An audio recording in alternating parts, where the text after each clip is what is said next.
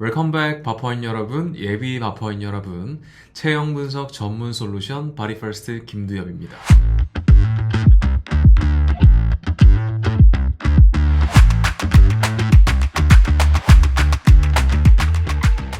등산을 자주 하시는 분은 일자목 역커브가 될 가능성이 높다. 왜일까요?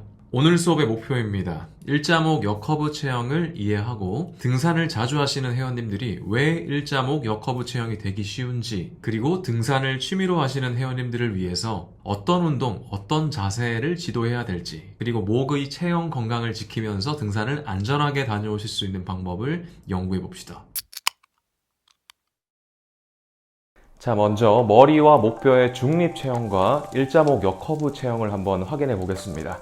머리와 목뼈가 중립이라면 우선 목 뒤쪽 라인이 앞쪽으로 볼록한 완만한 커브가 있으셔야 됩니다. 회원님들의 목 뒤 라인을 잘 한번 관찰해 보시고요. 자, 이마와 턱이 이렇게 수직 면상에 있을 때 중립이시죠.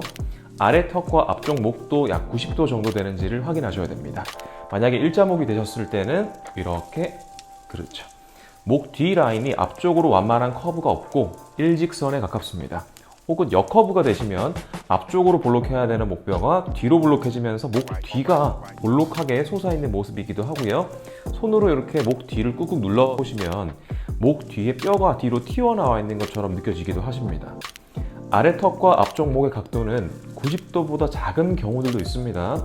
물론 턱 살이 약간은 늘어지셔서 이 커브가 조금 커질 수도 있어요.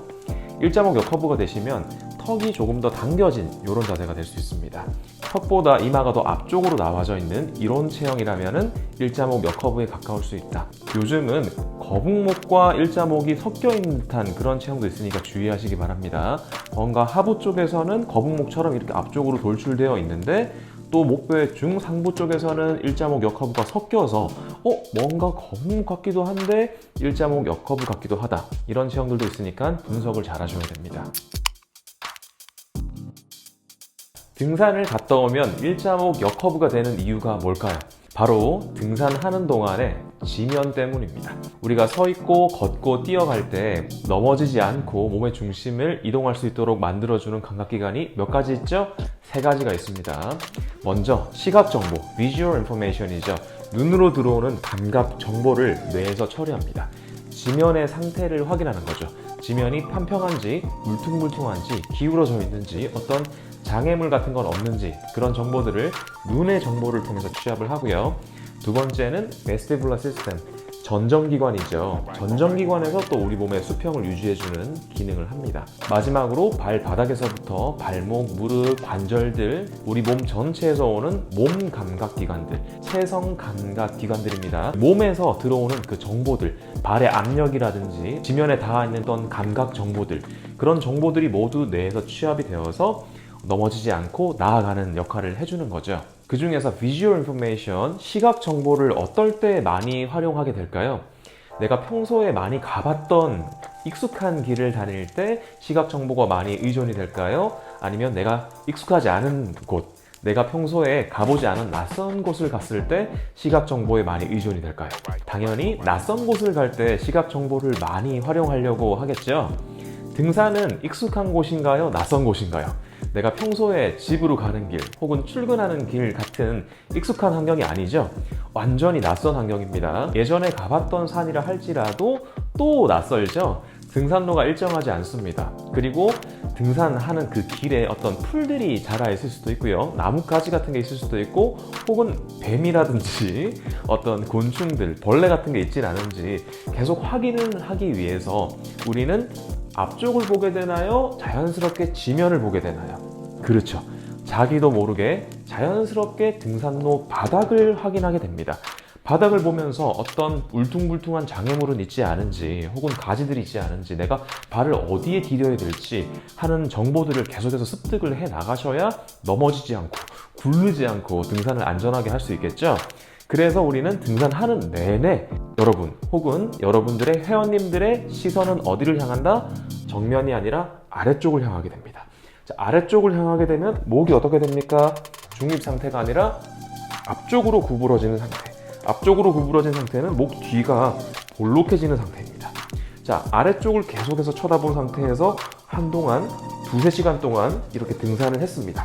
등산을 하고 나면 이 목 상태가 어떻게 될까요? 그대로 고착될 가능성이 높겠죠?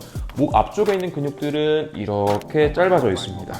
목 뒤쪽에 있는 편근들, 목 뒤에 체형과 자세 유지, 목 뒤쪽의 움직임을 담당해줘야 되는 목 뒤에 있는 목을 펴주는 근육들의 길이는 늘어난 상태에서 이완, 약화되어 있을 수 있습니다. 그러면 그 상태에서 등산이 끝났어요. 등산이 끝났으면 이제 지면의 정보를 더 이상 획득하지 않아도 되는데도 불구하고 이 목 상태가 그대로 유지되면서 일자목 역커브로 고착이 될 수 있다는 얘기죠.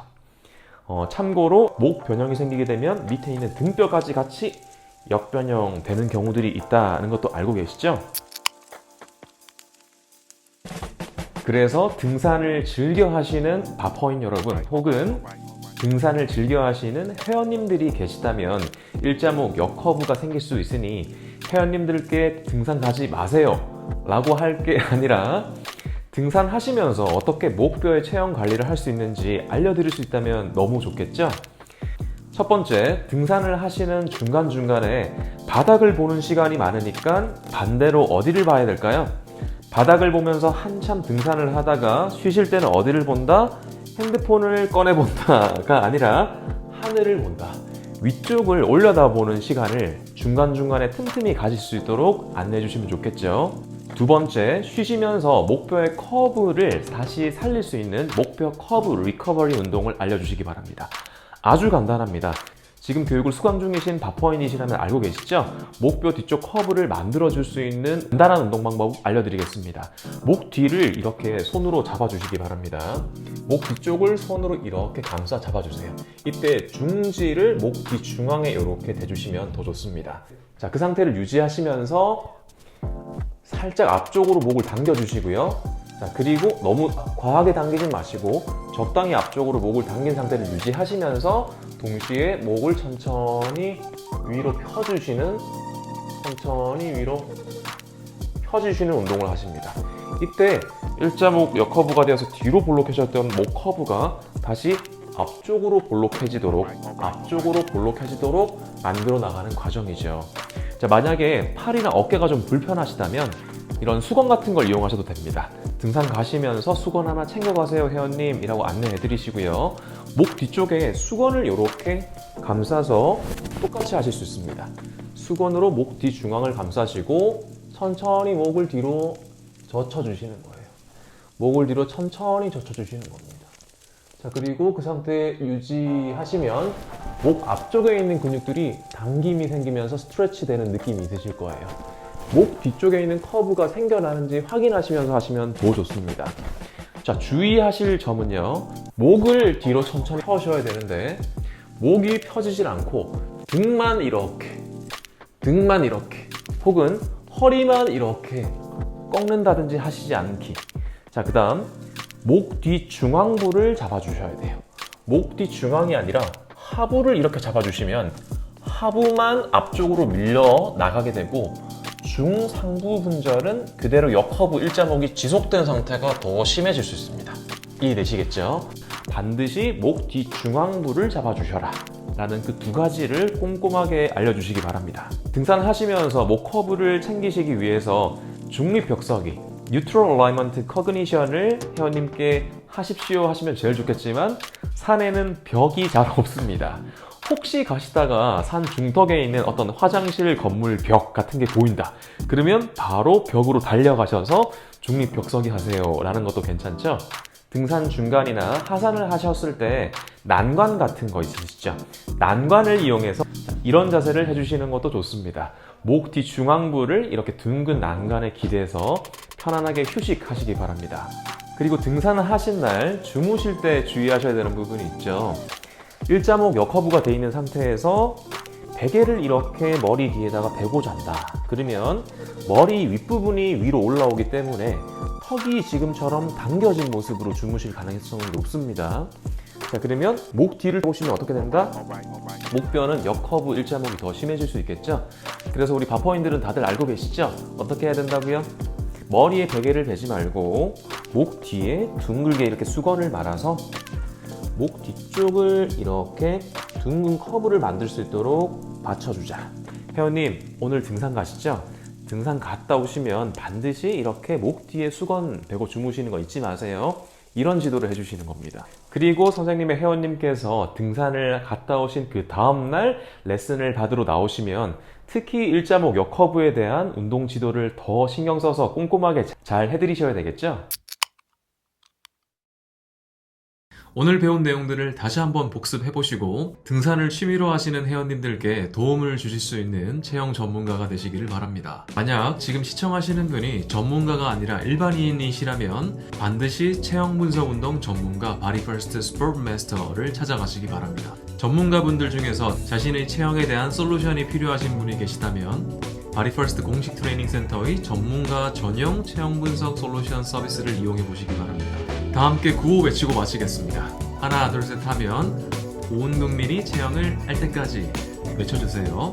자, 하나 둘 셋, 온 국민이 체형을 알 때까지 바디 퍼스트.